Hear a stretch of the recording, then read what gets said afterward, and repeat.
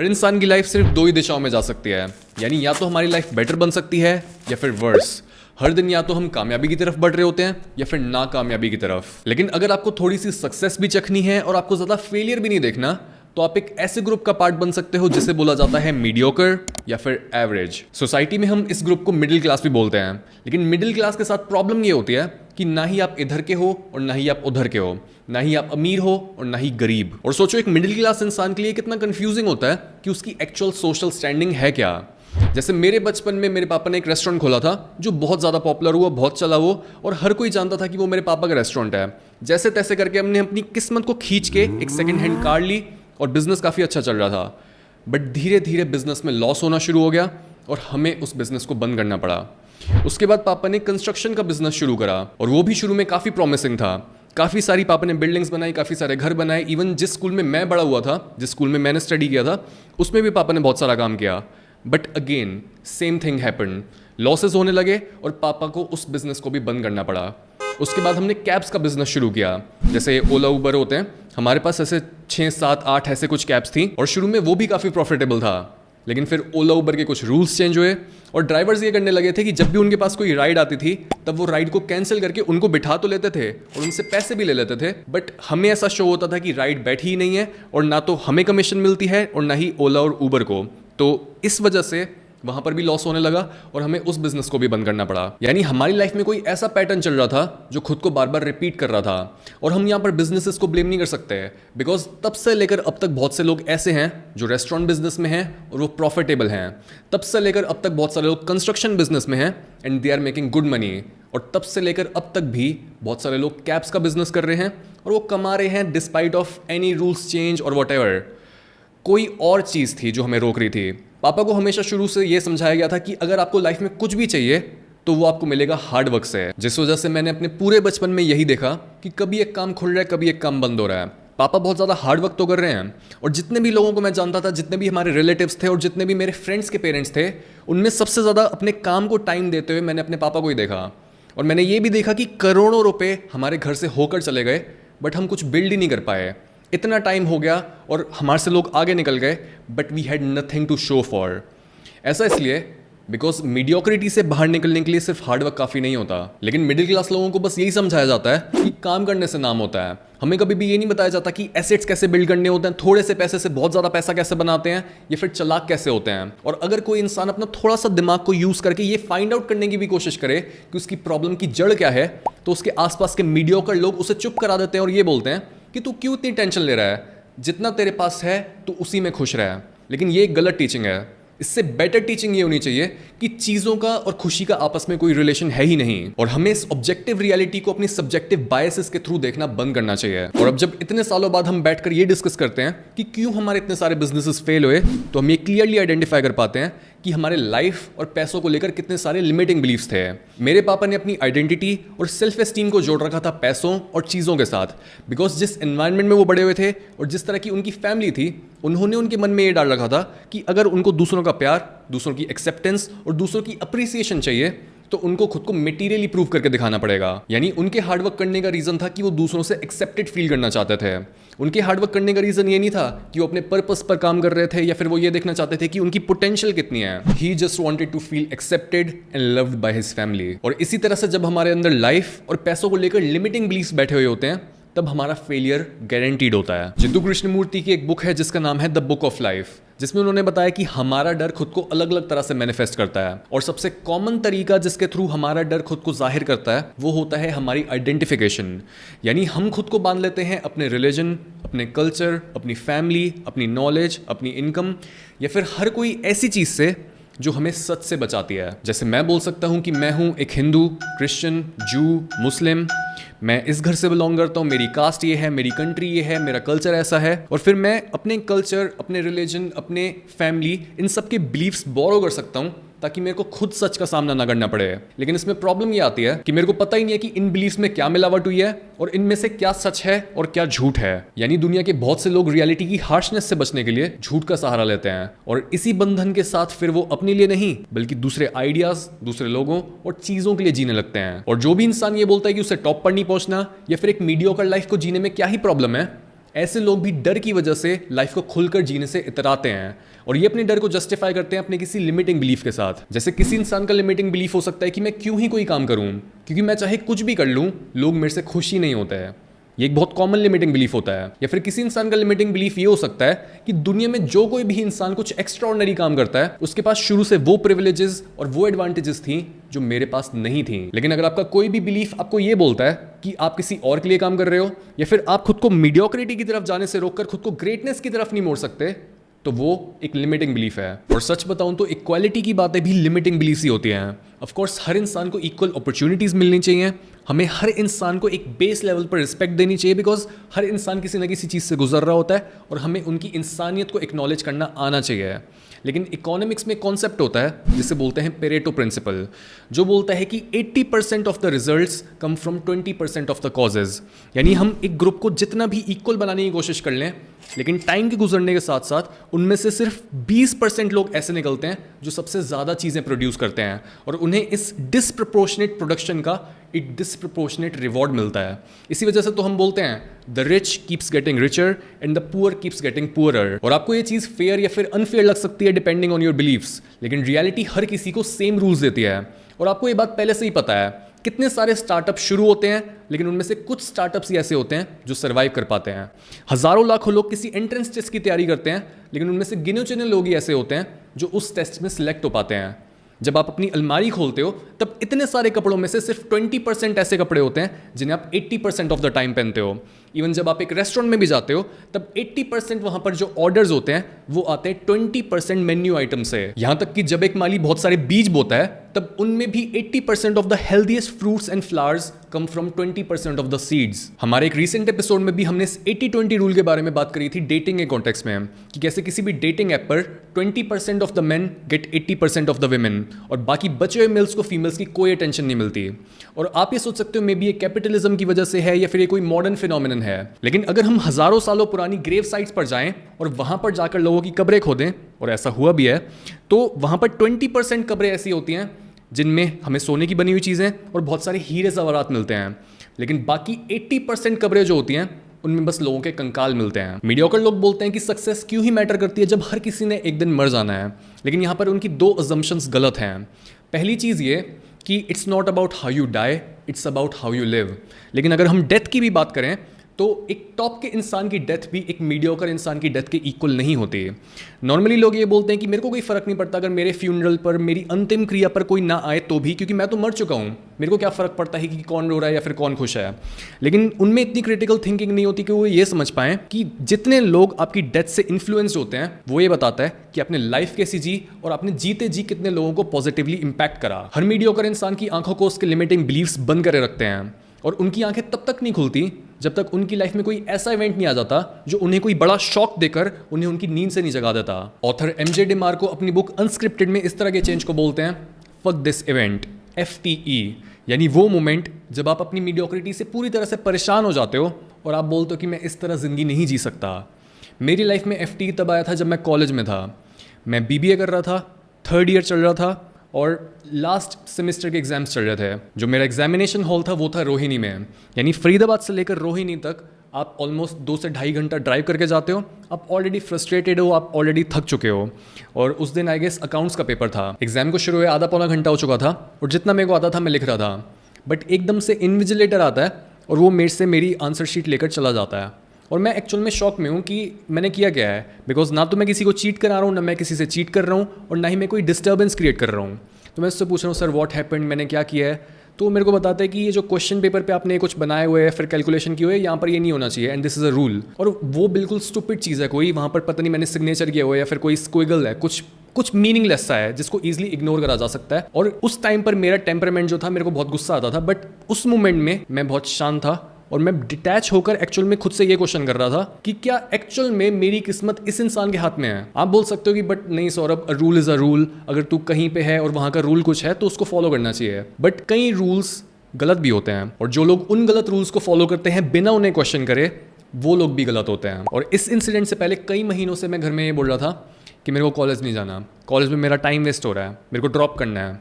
But घर में हर कोई मेरी बात को टाल रहा था बिकॉज वो ये सोच रहे थे कि मैं कोई एक्सक्यूज़ बना रहा हूँ। लेकिन जब मेरे साथ ये इंसिडेंट हुआ, मैंने बोला हर चीज़ भाड़ में जाए। मेरे को फ़र्क नहीं पड़ता मेरे क्लासमेट्स मेरे बारे में क्या सोचते हैं, मेरे को फ़र्क नहीं पड़ता मेरे रिलेटिव्स मेरे बारे में क्या सोचते हैं। मुझे पता है मैं यहाँ पर अपना टाइम वेस्ट कर रहा हूँ।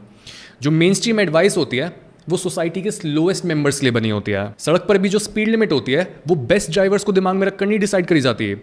स्पीड लिमिट डिसाइड होती है ये सोचकर कि अगर कोई बुरा ड्राइवर भी है तो उसके लिए भी इतनी स्पीड ठीक है। जिस तरह की मेरी पर्सनैलिटी थी, जिस तरह की मेरी सोच थी और जो मेरा एटीट्यूड था अथॉरिटी की तरफ, यानी मेरे को बिल्कुल अच्छा नहीं लगता था जब भी मेरे को कोई कंट्रोल करने की कोशिश करता था। तो इन सब चीज़ों की वजह से मेरे को शुरू से पता था कि ना ही मैं स्कूल के लिए बनाऊं, ना ही मैं कॉलेज के लिए बनाऊं और ना ही मैं किसी जॉब के लिए बनाऊं। और ये कोई मैं अपनी ईगो से नहीं बोल रहा कि देखो मैं कितना सुपीरियर हूं। आप में से भी ऐसे बहुत से लोग हैं जो भी उसी स्क्रिप्ट को फॉलो कर रहे हैं जो आपको आपकी सोसाइटी, आपके पेरेंट्स या फिर आपके एजुकेशन सिस्टम ने आपको दिया है। और वो आपको बोल रहे हैं कि बस ये सारे काम कर लो और चाहे तुम बेवकूफ़ से बेवकूफ़ इंसान भी हो तब भी तुम्हारी लाइफ ठीक ठाक निकल जाएगी। लेकिन आपको एक ठीक ठाक जिंदगी नहीं जीनी है। आप में से बहुत से लोग इसी वजह से अपनी लाइफ को हेट करते हैं। लेकिन आप अभी तक अपनी मीडियोक्रिटी के पैथ से हट नहीं पाए हो बिकॉज आपको यही नहीं पता कि इसका ऑल्टरनेटिव क्या है। अगर ये नहीं तो क्या। मेन स्ट्रीम एडवाइस कभी भी आपकी इनकम लेवल पर फोकस नहीं करती। वो आपको बोलती है कि आप चाहे जितना मर्जी कमाते हो उसका एक पोर्शन इंडेक्स फंड्स में इन्वेस्ट कर दो और 30 से 40 साल के बाद आप एक करोड़पति हो गए। How cute. रिसेंटली मेरे पास एक कमेंट आएगी, सर मेरी 20,000 की सैलरी है तो इसमें ये बताओ कि मैं अमीर कैसे बनूं। और वो कमेंट पढ़ के एक्चुअल में मेरे को काफ़ी बुरा लगा बिकॉज आजकल के फाइनेंस यूट्यूबर्स यही कर रहे हैं। वो आपको सीधा सीधा ठोक कर ये नहीं बता रहे कि आपको अपनी इनकम को बढ़ाना पड़ेगा, आपको हाई इनकम स्किल्स डेवलप करनी पड़ेंगी। बिकॉज ये जो टॉपिक होता है, ये एडवाइस होती है, बहुत जल्दी पुरानी हो जाती है। लोग ये नहीं सुनना चाहते।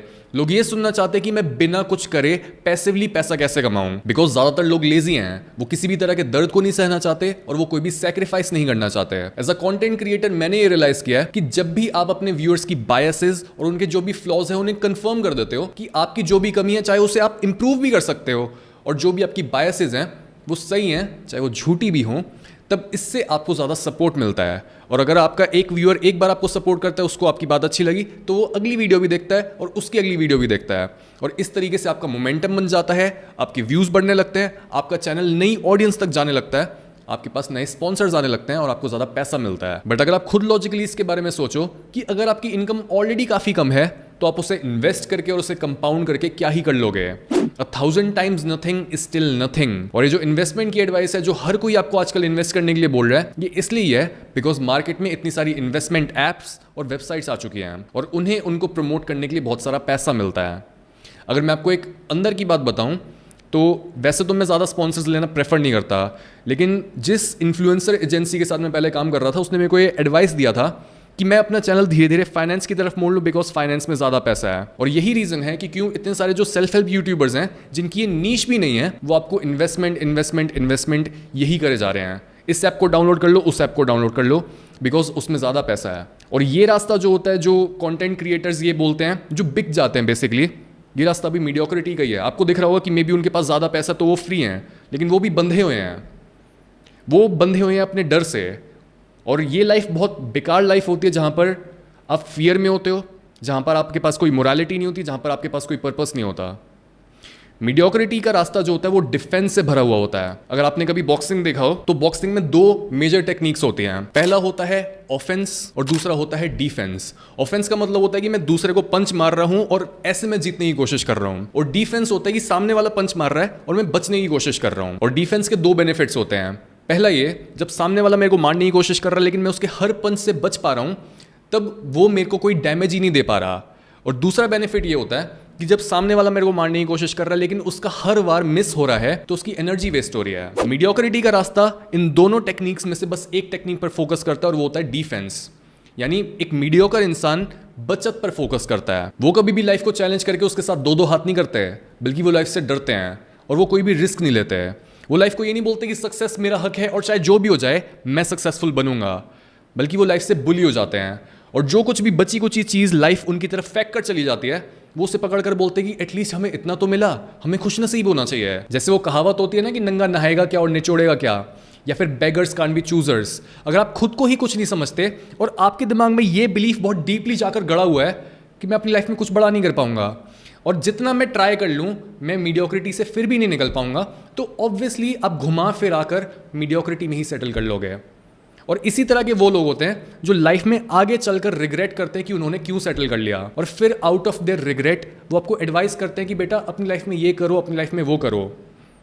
लेकिन सोचो, क्या आप ऐसे इंसान से कोई भी एडवाइस लेना चाहोगे जिसके बारे में हर चीज़ एवरेज है? यानी उसने एक एवरेज ज़िंदगी जी, उसके फ्रेंड्स एवरेज हैं, उसकी पार्टनर एवरेज है, उसकी पूरी फैमिली एवरेज है, वो एवरेज बोलता है, एवरेज सोचता है, उसकी इनकम भी एवरेज है, और यहाँ तक कि उसकी हेल्थ भी एवरेज है। तो ऐसे इंसान की कोई भी एडवाइस जब आप अप्लाई करना शुरू करोगे, क्या आपको लगता है कि आप अपनी एवरेजनेस से ज़रा सा भी बाहर निकल पाओगे? ऐसा कभी नहीं होगा। इसलिए सबसे पहला स्टेप खुद को मीडियोक्रिटी से बाहर निकालने का यही होना चाहिए कि आपको खुद के हर लिमिटिंग बिलीफ को अनलर्न करना है। कोई भी इंडियन पैदा होने पर ये नहीं बोलने लग जाता कि उसे गवर्नमेंट जॉब ही चाहिए या फिर government job is the solution to everything. ये चीज़ हमारे दिमाग में आती है हमारे पेरेंट्स और ग्रैंड पेरेंट्स से, लेकिन हमारे पेरेंट्स और ग्रैंड पेरेंट्स भी हमें वही इंफॉर्मेशन दे सकते हैं जो उन्होंने एक्सपीरियंस की। अगर उन्होंने ये देखा कि कोई डॉक्टर, कोई इंजीनियर या फिर कोई गवर्नमेंट एम्प्लॉय है जिनकी लाइफ उनसे बेहतर रही, तो वो आपको भी यही सजेशन देंगे कि आप भी वही बन जाओ। लेकिन अगर आप इतनी सारी अपॉर्चुनिटीज होने के बावजूद खुद को एक बॉक्स में बंद कर लेते हो और एक तोते की तरह वही बातें रिपीट करते रहते हो जो आपने अपने घर में सुनी ओनली बिकॉज ऑफ सेफ्टी, तो आपकी लाइफ में इससे बड़ी गलती कोई नहीं होगी। आप खुद को मीडियोक्रिटी के दलदल से तब तक बाहर निकालना नहीं शुरू करोगे जब तक आपको ये आइडिया नहीं मिल जाता कि जो आम लोगों की एडवाइस होती है और ये जो आम लोगों का एक टिपिकल लाइफ पैथ होता है, ये आपकी पोटेंशियल को हैंडल नहीं कर सकता। लोग आपको किसी भी तरीके से कन्विंस करने की कोशिश करेंगे कि क्यों आप वही लाइफ पैथ फॉलो नहीं कर रहे जो हर इंसान फॉलो कर रहा है, और क्यों आप मीडियोकर नहीं बनना चाहते, क्यों आप इतनी ज़्यादा मेहनत कर रहे हो, क्यों आपके अंदर एक सेंस ऑफ अर्जेंसी है। और यही लोग जो अपने एक्शन को डिले करते गए होते हैं और जो अपनी लाइफ में फेल हो गए होते हैं, यही लोग बोलते हैं that 30s are the new 20s। और जस्ट बिकॉज मैं उस कम्युनिटी का पार्ट नहीं हूं जो आपको कंफर्टिंग लाइज देती है, और मैं ये बिलीव करता हूं कि सच चाहे कितना भी कड़वा हो, सच को बोल देना चाहिए और सच के बारे में डिस्कशन होनी चाहिए। बिकॉज शॉर्ट टर्म में चाहे लोग आपको हेट करें और आपको बिल्कुल भी सपोर्ट ना मिले, लेकिन लॉन्ग टर्म में लोग आपको प्यार करते हैं और आपकी रिस्पेक्ट करते हैं बिकॉज आप कभी भी बिके नहीं।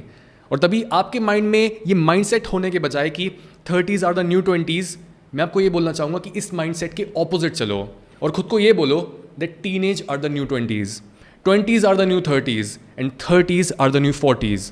और अगर हम इनकम की बात करें तो खुद के मन में ये बिठाओ that 1 lakh is the new 10,000। जैसे अगर आप अभी 20 साल के हो तो काम ऐसे करो कि आप ऑलरेडी 30 के हो चुके हो और आपके ऊपर सारी वो रिस्पॉन्सिबिलिटीज ऑलरेडी आ गई हैं जो आपके पास 10 साल बाद आएंगी। और अगर आपकी इनकम 50,000 है तो उसे ट्रीट ऐसा करो कि ये तो बस 5,000 है। इस तरह से अपने स्टैंडर्ड्स को इतना ऊपर रखो ताकि आप मीडियोक्रिटी से बाहर निकल पाओ। कभी भी ये मत सोचो, कभी भी इस अकड़ में मत आओ कि जस्ट बिकॉज आपके आसपास के लोगों से आप किसी भी वे में बेटर हो या फिर इस तरह का आप कंटेंट कंज्यूम करते हो तो आपके पास ज़्यादा नॉलेज है और सब ठीक रहेगा, आप सक्सेस को डिले कर सकते हो। It's okay. No, it's not okay. एक बहुत अच्छी बुक है जिसका नाम है हाउ द माइटी फेल, और उसमें यही बताया गया कि जब भी कोई बिजनेस बहुत बड़ा हो जाता है और वो बहुत ज़्यादा प्रॉफिट कमाने लगता है, तब क्यों वो थोड़े टाइम बाद कोलैप्स हो जाता है, क्यों यही सेम पैटर्न हिस्ट्री में बार बार देखा गया है। और बुक में ऑथर ने पहला रीज़न यही बताया है कि लोग बहुत ज़्यादा कंफर्टेबल हो जाते हैं। जो भी उस बिज़नेस को चला रहा होता है वो सोच रहा होता है कि यार मैं तो टॉप पे हूँ, मेरे को कौन हटा सकता है यहाँ से, और तभी वो अपने प्रोडक्ट को बहुत स्लोली चेंज करता है। उसके पास कोई रीज़न ही नहीं होता जल्दी जल्दी इनोवेट करने का। और जो लोग यही सोचते रह जाते हैं कि अभी तो मैं आगे हूँ, वो पीछे रह जाते हैं और दुनिया आगे निकल जाती है। इसलिए अपने हर लिमिटिंग बिलीफ को क्वेश्चन करो। और जब भी आपके दिमाग में आता है कि मैं अपनी मीडियोक्रिटी से बाहर नहीं निकल सकता या फिर मैं उस पैथ के अलावा कोई दूसरा पैथ नहीं चुन सकता जो हर कोई जी रहा है, बिकॉज जो भी इस बिकॉज में आता है, जो भी आपकी रीजनिंग होती है मीडियोक्रिटी से बाहर ना निकल पाने की, उस चीज को तोड़ो। वो है आपका limiting belief. Second step is using all the opportunities you have to get out of the rat race. इस एपिसोड की शुरुआत में मैंने आपको ये बताया था कि कैसे मेरा कॉलेज छोड़ना मेरे लिए एक बहुत बड़ा लेकिन हेल्पफुल डिसीजन था। और आप में से बहुत से लोग ये सोच सकते हैं कि यार इसके पेरेंट्स ने इसे ड्रॉप करने दिया, लेकिन अगर मैं अपने घर में ये बोलता था कि मेरे को कॉलेज छोड़ना है तो मेरे को मार पड़ती है। लेकिन आपको पता है क्या, तब बहुत कम दुख होता है जब आपको पता होता है कि आपके पेन का रीजन आपके पेरेंट्स हैं, और तब बहुत ज़्यादा दुख होता है जब आपको पता होता है कि आपके पेरेंट्स के पेन का रीज़न आप हो। बिकॉज आउट ऑफ फियर, जैसा कृष्णमूर्ति ने बोला, मेरे पेरेंट्स आइडेंटिफाइड थे मेरी अचीवमेंट से, तो अगर मैं कोई इतना बड़ा डिसीजन ले रहा हूँ तो ये चीज़ उनके लिए भी बहुत ज़्यादा इमोशनल और पेनफुल थी। और इसी वजह से जब भी कोई उस टाइम पर रिलेटिव घर पर आता था और वो ये पूछता था कि सौरभ का कोर्स कंप्लीट हो गया, सौरभ ने BBA कर ली, तब वो out of shame, out of fear यही बोलते थे कि हाँ कंप्लीट हो गई। और मेरे किसी भी रिलेटिव को आज तक ये नहीं पता कि मैंने कोर्स कंप्लीट नहीं किया था, और ये वीडियो देखकर उन्हें ये न्यूज़ मिलेगी। और अगर हम साइकोलॉजी इन हिंदी की बात करें तो ऐसा नहीं था कि मैंने पहली वीडियो डाली और वो वायरल हो गई और चैनल चल गया।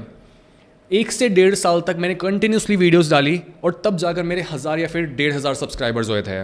और साइकोलॉजी हिंदी से पहले मेरी एक वेबसाइट थी, उसके बाद मेरा एक व्लॉगिंग चैनल था, उसके बाद मेरा एक फिटनेस चैनल था और उसके बाद वीगनिज्म पे एक चैनल था। यानी साइकोलॉजी हिंदी जिस चैनल पर आप ये सुन रहे हो, ये मेरा 4th यूट्यूब चैनल है और इससे पहले 3 यूट्यूब चैनल फेल हो गए। इसका मतलब आपने बिल्कुल भी ये एक्सपेक्ट नहीं करना कि ये प्रोसेस आसान होगा, बल्कि ये प्रोसेस टाइम के साथ साथ मुश्किल होता जाएगा। लेकिन पॉइंट ये है कि टाइम के साथ साथ अगर आप इस गेम में अड़े रहे तो आप भी ज़्यादा डेवलप होते जाओगे और आप भी ज़्यादा केपेबल बनते जाओगे। आपने ये एक्सपेक्ट नहीं करना कि आप ना रो, आपको कोई पेन ना होए और आपके आसपास वाले कोई ना रोए और आपके आसपास वालों को पेन ना हो। ये सारी चीज़ें होंगी और आपसे बहुत लोग डिसअपॉइंट भी होंगे। लेकिन अगर आप इस गेम को एंड तक खेलते रहते हो और कभी भी गिव अप नहीं करते और एंड में इस गेम को जीत जाते हो, तो ये सारे सेक्रीफाइसेस, ये सारा दर्द जस्टिफाई कर लेगा खुद को। आपके पास जो कुछ भी है, चाहे आपके पास दर्द है, उसे यूज़ करो। अगर आपके पास प्यार है, उसे यूज़ करो। अगर आपके पास बहुत ज़्यादा नफरत है, अगर आपको कोई भी सपोर्ट नहीं करता, उसको भी यूज़ करो, वो भी एक एडवांटेज है। अगर आपको लोग सपोर्ट करते हैं, उसको भी यूज़ करो। हर चीज़ एक फ्यूल में बदल सकती है अगर आपके सही बिलीव्स हो, तो हर चीज़ आपकी एक अनफेयर एडवांटेज बन सकती है अगर आपके पास वो नज़र हो तो। Step number 3, reverse engineer the next 10 years. आपका गोल हेल्थ भी हो सकता है, आपका गोल पैसा भी हो सकता है, या फिर मे बी आप मेरी तरह और आपको लाइफ के हर फ्लेवर को चखना है। आपको अच्छे रिलेशनशिप भी चाहिए, आपको पैसा भी चाहिए, आपको अपनी हेल्थ भी अच्छी रखनी है, आपको नॉलेज भी चाहिए, आपको स्पिरिचुअलिटी भी चाहिए, आपको सब चाहिए। जो भी आपका गोल है, इट डजेंट मैटर। आपको सबसे पहली इनसाइट अपने दिमाग में ये रखनी है कि वो गोल आपके लिए अनरियलिस्टिक नहीं होना चाहिए। यानी जो भी गोल है आपका, वो आपको बड़ा तो रखना है, और जो आपका गोल आप सेट करने वाले हो वो आपकी करंट स्टेट से, करंट पोजीशन से बहुत ज़्यादा दूर भी होना चाहिए। लेकिन आपको डीप इनसाइड ये भी पता होना चाहिए कि जो भी वो गोल है वो आप अचीव कर सकते हो अगर आप ज़्यादा डिसिप्लिन हो गए तो। जैसे बहुत बार ऐसा होता है ना कि कोई काम होता है, हम उसे टाल रहे होते हैं, लेकिन डीप इनसाइड हमें पता होता है कि अगर हम उसे करना चाहें तो हम वो कर सकते हैं। तो गोल ऐसा होना चाहिए, और इसके बाद आपने ये सोचना है कि आपने अगले 10 साल में क्या अचीव करना है। फॉर एग्जाम्पल, अगर आपका 10 साल बाद का गोल है कि आपकी इनकम होनी चाहिए 20 lakhs पर मंथ, तो उसके बाद इस गोल को तोड़कर 5 साल बाद का गोल सेट करो। खुद से ये पूछो कि अगर 10 साल बाद मुझे 20 lakhs पर मंथ चाहिए, तो उसके आधे रास्ते में यानी 5 साल बाद मेरी क्या प्रोग्रेस होनी चाहिए। As a rough idea, let's say 5 साल बाद आपको 10 lakhs पर मंथ पर होना चाहिए अगर आप अपना 10 ईयर गोल अचीव करना चाहते हो तो। इसके बाद ये सोचो कि आपको अगले 1 साल में किस स्टेज पर होना चाहिए अपने 5 ईयर गोल को पूरा करने के लिए। लेट्स से अगले साल तक आपको ट्रैक पर रहने के लिए हर महीने 2 लाख रुपए कमाने होंगे। ना हम इस 1 साल के गोल को और नहीं तोड़ने वाले, बिकॉज जब भी आप कोई नया काम शुरू करते हो तब उसमें मोमेंटम बिल्ड करने में समय लगता है, जिस वजह से शुरू के 3 से 4 महीने आपको कोई प्रोग्रेस ही नहीं दिखेगी। लेकिन अगर आप कंटिन्यूसली नई नई स्किल्स सीखते रहते हो, अगर आप अपनी मिस्टेक से फीडबैक लेकर खुद को बार बार इंप्रूव करते रहते हो, तो एक पॉइंट के बाद आपको एक्सपोनेंशियल ग्रोथ दिखने लगेगी। आपकी जो ग्रोथ है वो स्पीड पकड़ने लगेगी और प्रोग्रेस जल्दी जल्दी दिखने लगेगी। और इस पूरे टाइम पीरियड में जो 2 चीजें आपको कंसिस्टेंट रखेंगी वो होंगी आपकी भूख, यानी आपके लिए कितना ज्यादा जरूरी है मीडियोक्रिटी से बाहर निकलना, और दूसरा एक सिंपल रूटीन जहां पर आपका 90% फोकस और 90% टाइम अपने जो लॉन्ग ड्यूरेशन वाला गोल है बस उसी को अचीव करने पर जाता है। Step number 4, active and passive goals. आपके जो भी गोल्स हैं उन्हें 2 कैटेगरीज में डिवाइड कर दो, एक्टिव और पैसिव। पैसिव गोल्स वो होते हैं जो हमारी ज़्यादा अटेंशन डिमांड नहीं करते, वो हमारी ज़्यादा एनर्जी डिमांड नहीं करते, और वो बैकग्राउंड में धीरे धीरे खुद ही पूरे हो रहे होते हैं। जबकि एक एक्टिव गोल वो होता है जो डिमांड करता है हमारी 100% अटेंशन, जस्ट बिकॉज हम चाहते हैं कि वो जल्दी से जल्दी पूरा हो। इसी वजह से एक टाइम पर आपकी लाइफ में सिर्फ एक ही एक्टिव गोल हो सकता है। जैसे मेरी लाइफ के इस फेज में हेल्थ और फिटनेस मेरे लिए एक पैसिव गोल बन चुका है, जस्ट बिकॉज मैं सालों से वर्कआउट कर रहा हूँ, सालों से अपनी बॉडी को स्टडी कर रहा हूँ, तो रोज मेरे को ये सोचना नहीं पड़ता कि मैं क्या खाना खाऊं, जिम में क्या वर्कआउट करूं, या फिर कौन सा फूड में बेटर डाइजेस्ट कर पाऊंगा। जस्ट बिकॉज मैंने इन सारी चीज़ों में सालों पहले इन्वेस्ट कर दिया, सारी एनर्जी दे दी, अब मेरे को पैसिवली रिवॉर्ड मिल रहा है और मेरी मसल पैसिवली बिल्ड हो रही है। मेरे को कोई एनर्जी नहीं देनी पड़ रही इस चीज़ को। जब मेरी बॉडी बोल रही होती है कि उसे वर्कआउट चेंज करना है, तब मैं वर्कआउट चेंज कर देता हूँ, और मेरी diet 90% of the time same ही रहती है। एंड टू बी ऑनेस्ट, मेरी लाइफ के इस फेज में मेरे रिलेशनशिप्स भी पैसिवली चल रहे हैं। मैं कोई नए दोस्त नहीं बना रहा, मैं किसी को डेट नहीं कर रहा, और जो मेरे फ्रेंड्स हैं या फिर जो मेरी फैमिली है उन्हें ऑलरेडी पता है कि जस्ट बिकॉज मैं अभी अपने बिजनेस पर काम कर रहा हूँ और वो मेरा एक्टिव गोल है, तो मैं उन्हें उतना टाइम नहीं दे सकता। हर दूसरा गोल एक्टिव गोल के नीचे आता है। चाहे आपके मल्टीपल गोल्स भी हों, लेकिन एक समय पर सिर्फ एक ही गोल को प्रायोरिटी दो, और कोशिश करो कि आप वो नॉलेज और स्किल्स एक्वायर करो जिनकी मदद से आप अपने बाकी गोल्स को पैसिव बना सको, और वो धीरे धीरे खुद बैकग्राउंड में अचीव होते रहें। बिकॉज अगर आप अपने हर गोल को इक्वल अटेंशन देने की कोशिश करोगे तो आप कुछ अचीव नहीं कर पाओगे। जैसे कहावत भी होती है ना, If you try to chase 2 rabbits, you end up with none. Step number 5. What will give you asymmetric returns? आपके काम को देखकर ही ये बताया जा सकता है कि क्या आप कभी रैट रेस से बाहर निकल पाओगे या फिर नहीं। क्योंकि अगर आपके बिजनेस में किसी भी तरह की लेवरेज नहीं है, जैसे अगर आप दूसरे लोगों को हायर नहीं कर रहे, या फिर आपके बिजनेस की ऑनलाइन प्रेजेंस नहीं है, या फिर आपके पास कोई ऐसा प्रोडक्ट नहीं है जिसे लोग बार बार रीऑर्डर कर सकें, तो आपको अमीर होने में कई डेकेड्स लग जाएंगे। आपके पास टाइम लिमिटेड है, यानी आपके पास बस 24 घंटे ही हैं और आप ज़्यादा काम करके अमीर नहीं बन सकते हो। एक लिमिट है आपके ऊपर कि आप कितना काम कर सकते हो। इसके साथ ही आपके पास कैपिटल यानी मनी भी लिमिटेड है और आप अपना पैसा इन्वेस्ट करके अमीर नहीं बन सकते हो। इसके बजाय आपको कोई ऐसा मीडियम ढूंढना है जो आपके एक्स्ट्रा एफर्ट लगाए बिना आपको एक्स्ट्रा प्रोडक्शन दे सके। जैसे एक समझदार इंसान पता है क्या करता है, वो बहुत ज़्यादा मेहनत करके अपनी दुकान को इस पोजीशन पर लाता है जहाँ पर वो बहुत ज़्यादा प्रॉफिटेबल होती है। लेकिन जो इंसान उससे भी ज़्यादा समझदार होता है वो सोचता है क्यों ना मैं ऐसी और दुकानें खोल लूँ, और अगर उसकी दुकान लोकली पॉपुलर है तो वो उसे कन्वर्ट कर देता है एक फ्रेंचाइज मॉडल में, ताकि उसकी मेहनत एक दुकान की लगे लेकिन उसके पास रेवेन्यू मल्टीपल दुकानों का है। इसलिए जो भी आपके पास बिजनेस आइडिया है, सबसे पहले यही क्वेश्चन करो, इज इट स्केलेबल? अगर वो स्केलेबल नहीं है, या फिर उसको स्केल करने में बहुत ज़्यादा कैपिटल लगेगी, या फिर उसको स्केल करने में इतना बड़ा रिस्क है कि आपका सब जा सकता है, तो उस बिजनेस आइडिया को ड्रॉप करो। इवन अगर आप अभी एक जॉब भी करते हो तब भी आपका लॉन्ग टर्म गोल यही होना चाहिए कि अगर आपकी इनकम कम है तो या तो एक दूसरी जॉब ढूंढो या फिर कोई हाई इनकम स्किल डेवलप करो।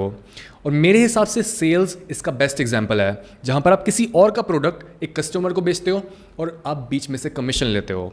This is the best, most reliable and the fastest way to get out of the rat race and not being average.